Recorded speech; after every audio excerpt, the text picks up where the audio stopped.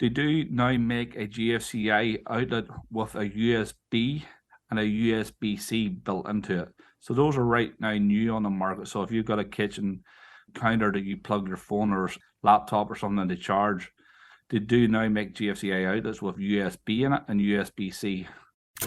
This is the Check-A Pro Radio Show. Check-A Pro Joe has assembled a team of pre-qualified home service contractors to bring you the latest in services, products, and techniques. Now, here's your host, the man with a hard hat and tool belt, Check-A Pro Joe. I want to talk electrical here, and I want to talk about electrical safety. This is very important. Many of us have heard of a GFCI circuit or outlet, but you don't know what it is. Well, I've asked an expert in the electrical field to join me. His name is Gareth Kelly from Dream Team Air Conditioning, Heating, Plumbing, and Electrical. Hey, Gareth, how are you? I'm doing good, Joe. Thanks for having me on the show today. Yeah, thank you for being here. So a GFCI, that's obviously abbreviated. Why don't you tell us what it is? No problem, Joe. So a GFCI stands for a ground fault circuit interrupter. And what that means is it turns the electric off till the circuit or to the appliance or anything that you have plugged into that if it is an outlet. We sometimes in the electrical field refer to them as shock-proof outlets. So it prevents an electric shock. So if it finds an imbalance in the circuit from live to ground or neutral to ground, it will trip that ground fault circuit breaker or outlet. They're really important to have throughout your home. Ground fault circuit breakers have been around since the early 80s. They're required pretty much most of the areas of your home. So throughout your kitchen, anywhere within 6 feet of water, all your bathrooms, your lower levels, beside your HVAC equipment, so the guy's safe that's working on your HVAC equipment. They're also required in your garage, and they're required in unfinished areas of your house, make down the basement. Maybe you have a sump pump or something like that, but still requires a GFCI outlet. Especially outdoors, GFCI outlets are required in all of your receptacles outdoors.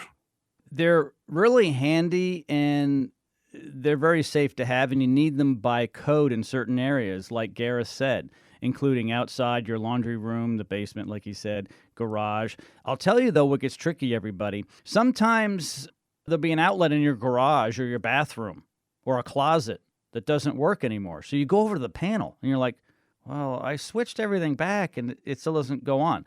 Well, these are put in series quite often, and there might just be one outlet that needs to be reset. Isn't that true?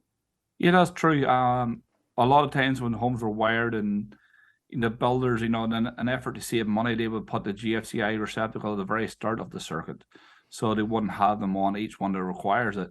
Sometimes when the outside outlet stop working, there is a GFCI trip somewhere, or in the garage, the outlet stop working. Sometimes that outlet most likely is located beside the panel. It depends on whoever wired at that time. It could be in the bathroom. It could be behind a chair or piece of furniture. So sometimes, locating exactly where that GFCI tripped can be challenging because you have to search every wall and every area, every room sometimes to find it.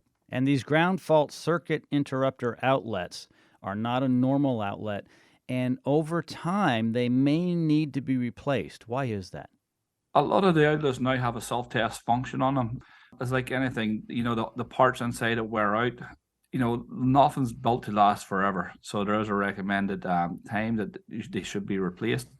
Some of the newer GFCI outlets have a little light on it, and it tells you when it's tripped.